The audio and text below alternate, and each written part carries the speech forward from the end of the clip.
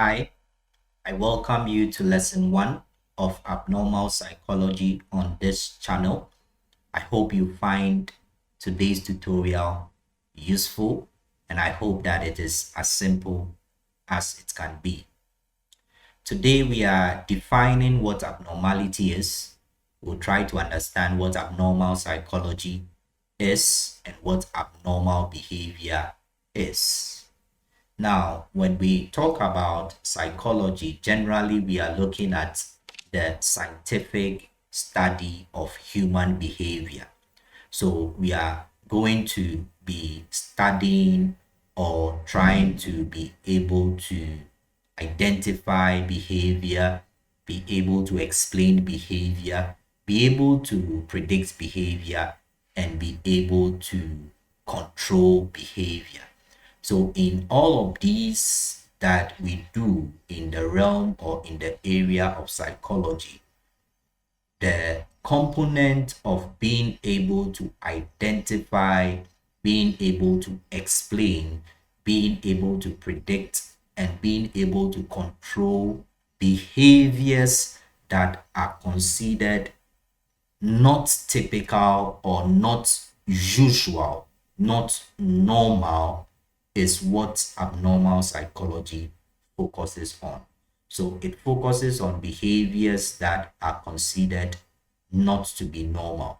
And we'll try to understand what we mean by abnormal. So that is what the component of abnormal psychology is about. So abnormal psychology is focusing on issues relating to the human person and our behaviors in terms of thoughts, in terms of emotions, and in terms of actions. How these may not be typical of what is supposed to be considered normal or what is considered to be usual. That is where the focus of abnormal psychology is, so that we can be able to identify when behavior is becoming or has become problematic and needs attention. So basically, that is it. And when we talk about what behavior is, which is important before we go into what abnormal behavior is, the APA Dictionary of Psychology, APA standing for American Psychological Association, defines behavior as an organism's activities in response to external or internal stimuli, including objectively observable activities, introspectively observable activities, and non-conscious processes. So an organism's activities in response to internal or external stimuli, including objectively observable activities, introspectively observable activities, and non-conscious processes. So basically, when we talk about behavior, we are looking at two things. There's behavior that is seen and there's behavior that is not seen. So the behavior that we see, you can measure, is the actions or the actionable component of what we do in response to internal stimuli or external stimuli. And stimuli just refers to anything that will cause you to act. So internal stimuli could be thoughts that we are having, or certain physiological processes that happen within our body.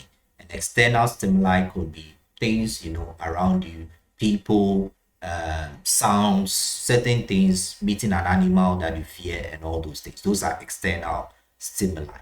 So in observable behavior, what we call overt behavior, OVERT, that is where we are looking at observable activities that are objective. So objectively observable activities. You can tell that this person is walking. You can tell that this person is crying. You can tell that this person is speaking.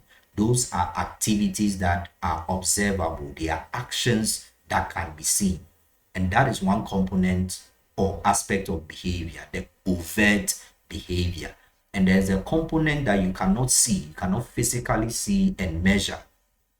It is happening within the person, it is happening in their mind, it is happening within them, their emotions, their experiences. So if somebody is afraid, until they do something that you can tell that this is a sign of being afraid, you may not be able to tell that they are afraid. If somebody is thinking of something, you will not know, you will not be able to see that this is what they are thinking about until there's an observable, objective activity or action, which is the overt behavior. So the ones that are within, that the person alone can tell, through introspection or looking within, is what we call covert behavior, COVERT. So behavior is our response to stimuli that is generated from within us or from within our environment.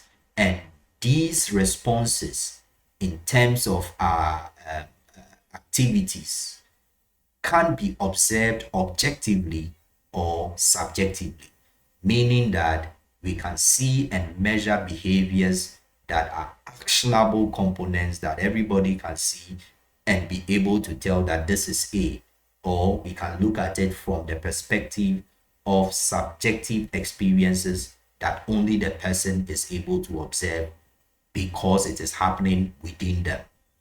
And there's also the unconscious component. So how your brain is processing information, the memories that are behind the scene that you are not aware of. All of these are influencing the actionable components that people can see. And all of this gives us what we refer to as behavior. So when we talk about behavior, it is not just about somebody, you see somebody shouting. There are other components of the behavior that is more, internal, that is subjective. There's also the component that cannot really, be in the conscious awareness of the person. So in an aspect of psychology which deals with the psychoanalytic, school of thought, the ideas of a man called Sigmund Freud, he tells you about the unconscious mind. And this unconscious mind could contain memories that you may have repressed, pushed, either consciously or unconsciously, either repressed or suppressed. Things that have happened to you that you are not aware of consciously, but they may pop up in certain behaviors unknowingly. So all of this is what we are calling behavior, both internal and externally observable activities. So what then is abnormal behavior? What do we say behavior is when it is abnormal? Again, the APA Dictionary of Psychology defines abnormal behavior as behavior that is atypical. So you have what is typical, what is atypical, meaning not typical, or statistically uncommon. And that is happening within a particular culture, or that is maladaptive or detrimental to an individual or to those around that individual. Now, such behavior is often considered as evidence of a mental or emotional disturbance, ranging from minor adjustment problems to severe mental disorder. So you can think of it as any behavior, whether overt or covert, that will not be considered as usual.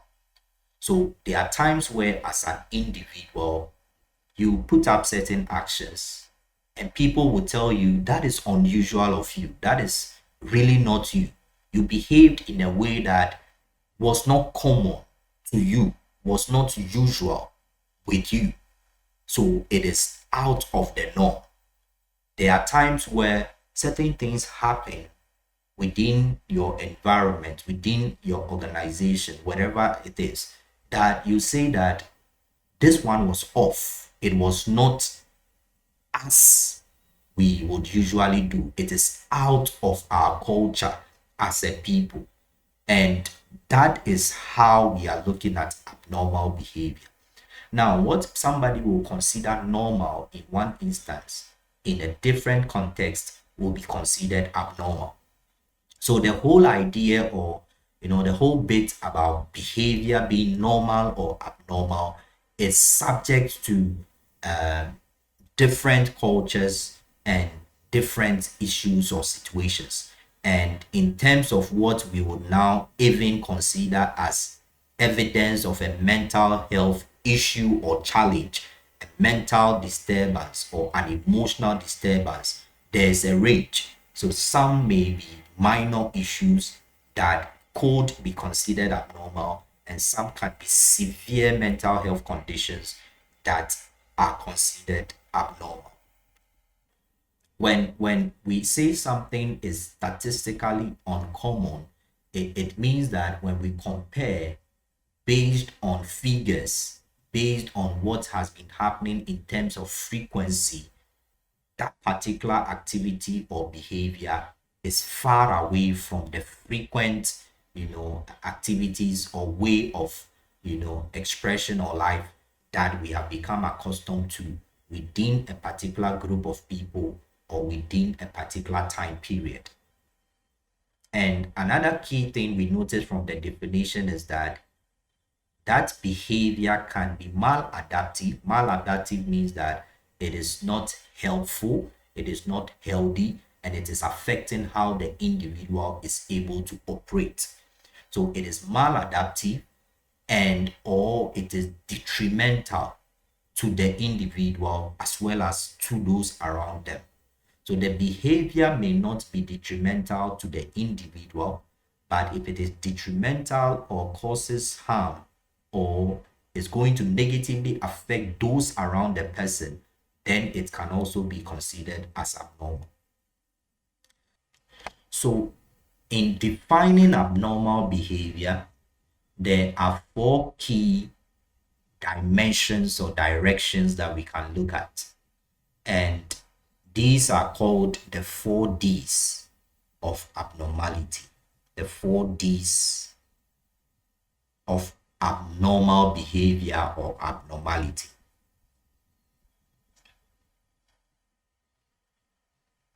And the first component we talk about is deviance.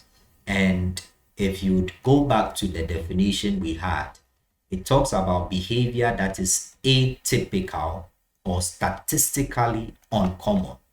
So deviance refers to behavior that is deviating from what is considered normal within a particular group, within a particular culture, or based on certain criteria that has been set as the standard. So when behavior is considered as deviating from what is the norm in 2 directions, statistically or socially, then it is abnormal. And so that is where you'd find that if you look at probably a student within a class and the student's scores are so far away from their friends, then it gives you a cause for concern. If maybe probably they are getting 20 out of 100 and all the other students in the class are getting 80, 70, 90, then the student who had 20, 30 is deviating statistically far away from what is normal, what is happening within that group of students, which is the norm of good grades. So the behavior, which is the field score, or the score that is very low, is abnormal. So in a class where maybe everybody is getting 70, 80, 90, thereabout, and the average score is roving or ranging between 70 down to 90. Anybody that scores within that range is within a normal range. So statistically, they are all operating within a norm. But if one student's grade is far off, 20, 15, then it is considered as abnormal. In the reverse, if all the students are getting 20, 30, 40 out of 100, and there's one student who gets 95 or 100, scores everything, that behavior is called abnormal because statistically it is deviating from what is happening as the norm within that particular group. Their score is so far away from the norm, and that is not normal. It is abnormal behavior. So although in the most instances we look at abnormal behavior in the negative sense, behavior may be abnormal not necessarily because it is negative or it is unhealthy, but because it is not similar or it is deviating from what has become the common practice, the common issue within that culture or within that group. So there's statistical deviance and there's also social deviance. And with social deviance, you are looking at the unwritten rules as well as the written rules of a society. So if I come into a society and in that society, it is common, it is part of their norm to greet the elderly. And then I meet the elderly and I don't greet them. And, I'm putting up this nonchalant, attitude. It is a deviation from what that community considers as normal behavior. So people will look at me as weird because I am not conforming to what is normal within their society. If within a particular society, it is normal for them, to clean up on a Friday, every Friday, people come together to clean, and you are within that community and you don't clean your environment, you are deviating from a social norm, something that the whole society, for instance, considers as an ideal thing to do. So that is deviance. Deviance in terms of statistical deviance and deviance in terms of social deviance. Behavior that is extreme, behavior that is far away from what is considered as usual within a particular group or based on a particular standard that has been set. Then there is distress, and distress is when the individual is experiencing emotional, psychological, or physical pain. So if somebody loses a loved one, that is a source of distress. They will be in pain. They will cry.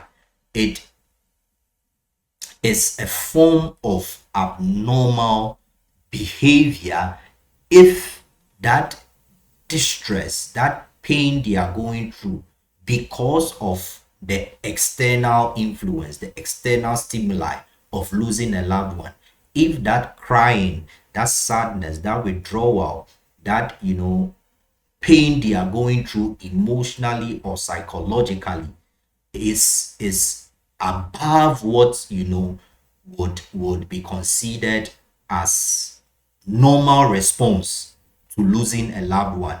And it's sometimes difficult to really define what is normal because in different contexts it will be different. But the main point is that if the pain, that the psychological, emotional, or physical pain, distress that the individual is going through looks to be beyond what is normal in response to that situation, then we would say that it is abnormal behavior. So typically in psychological testing or psychological assessment, where you, for instance, be assessing somebody on depression, somebody on stress or anxiety, there are usually cutoffs, so ranges. So if the person, for instance, is taking a test on the Beck depression inventory and they score between 0 to probably 10, you may consider their distress they may have been going through as usual. So it's normal. They are just experiencing everyday emotions that everybody may, in one way or the other, experience. But if their score is running around 40, 35, thereabout, and higher, then you have a source of concern, because in that case, it means that they are severely depressed, or there's a clinical case of concern at hand. So there will be different ways, objectively and subjectively, that we measure distress. But bottom line is that when behavior begins to become a source of pain, the behavior the person is going through is really affecting them, and emotionally they are distraught, we would say that it is abnormal. The third component is danger. And this is where, as we find in the definition, the behavior is detrimental or maladaptive to the individual or to those around them. And so when the person's behavior is dangerous to self or to others, then it is considered abnormal. That is why when somebody has suicidal thoughts, suicidal ideations, we pay attention to the person, or we try to focus our attention and look out for the person. And in therapy, the whole bit of knowing that an individual, a client, is suicidal, puts the clinician, or puts the therapist on a high alert. And in most instances, or in all instances, they would be made to sign a form, a suicidal contract, not to carry out the act. So danger is where the individual and the behavior that is at play is causing danger, or is a source of danger to the person. Some people are self-harming. They are cutting themselves because of probably the pain they are going through, the loss they suffered, or something. Some people, have had a certain major breakdown. Some people may, be experiencing some brain abnormalities here and there that may cause them, so certain disorders that may cause them to engage in self-harming behavior, and also behaviors that will harm others. Some people would end up, probably always fighting, always beating others, stealing, carry a gun and want to shoot people, and all those kinds of things, hallucinating, seeing things, having weird beliefs, having these delusions of various kinds, and it becomes a source of danger to them or to others. We would say that it is an abnormal behavior. So if I see a child who has held a bird or a fowl or an animal and is pressing its, strangling it, that is an abnormal behavior, because it is causing danger to the life of that animal. And so in terms of danger, we are looking at behavior that is a source of endangerment, a source of distraction, so to speak, either to the self or to others. And the final component is dysfunction. We would say behavior is abnormal if it affects the person's ability to function like they would normally have been able to. So if there's somebody, probably you'd realize that every day you wake up, you brush your teeth, you do this, do that, and you go to school, you go to work, you set off to do things. And then one day you wake up and how to get out of bed is a problem. You are not able to, you don't feel for anything. You are not able to, there's no motivation to do anything. The strength to physically, you are not feeling prepared. You are not feeling ready. Then there's a challenge. That behavior is considered abnormal relative to what you would normally be able to do, your normal routine. Because that normal routine, that ability to perform has been affected negatively, it has been disrupted, we would say that that behavior on that day is abnormal. So that is dysfunction. It could also be in terms of your psychomotor abilities, so physical, functioning. So somebody may be involved in an accident or be involved in something that probably causes them to lose a leg or become, physically immobile. So now they can't do the things that they would usually or normally have been able to do.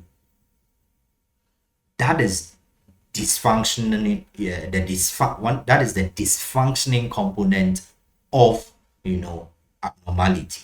So behavior that is not reflective of what the person could have been able to do or what they would normally have been doing being interrupted. So if it is a child and this child, this child is able to read, and then it gets to a point where this child is not able to read again, their speech or how they talk is beginning to become, quite different. In school they were performing well, now their performance is going down. That is an abnormal behavior. It is an abnormality because their way of functioning intellectually, in terms of the academic work, in terms of their speech and all that, has become distorted, has become affected negatively. They are not functioning as before. That is an abnormal behavior. And it could mean something severe or it could mean something that is not so, much of a problem. So we go back to the definition and you see that it ranges from minor adjustment problems to severe mental disorders. So in terms of dysfunction, the person's functioning may be disrupted and it can be just as, we would say somebody waking up one day and probably not having the energy to do things could be a one-off. So just that day, probably because they had a headache or something. And it's just an adjustment issue, which because of how they function all the time is an abnormal behavior. But if we look at it in the general sense of what would be normal in terms of how people would typically sometimes not feel like it is normal. So that those are the nuances of normal and abnormal. And no one can really pinpoint to something and say it is abnormal and that is it. There may be times where it is normal and there are times where it will be abnormal. So the 4Ds just help us to be able to navigate our way around behaviors so that we can tell whether this behavior is typical or not typical, whether it is common or uncommon, whether it is maladaptive or adaptive, whether it is detrimental or it is beneficial. The 4Ds help us to be able to navigate ourselves around it. And in mental health, and as we'll find as we move forward in the course, there are many conditions that we talk about. Some very severe, some not so severe. The mental disorders, there are some that are really disabling, and there are some that just affect, a few things here and there. Irrespective of the severity, it is important to understand what to do in order to help, people to get around their dysfunctions, behaviors that pose a danger, and behaviors that are deviating from norm, and the behaviors that are distressing. Thank you for joining today's tutorial. We have tried to understand what abnormal psychology is. We have looked at the definition of abnormal behavior, the definition of behavior, and we've looked at the 4Ds of understanding behavior that is abnormal. I hope that the lesson has been useful to you and that it will help you whether you are a student or you are someone who just loves to understand psychology. Thank you, and I'll meet you next time in either this course or any of the other courses on the channel. Stay safe and bye bye.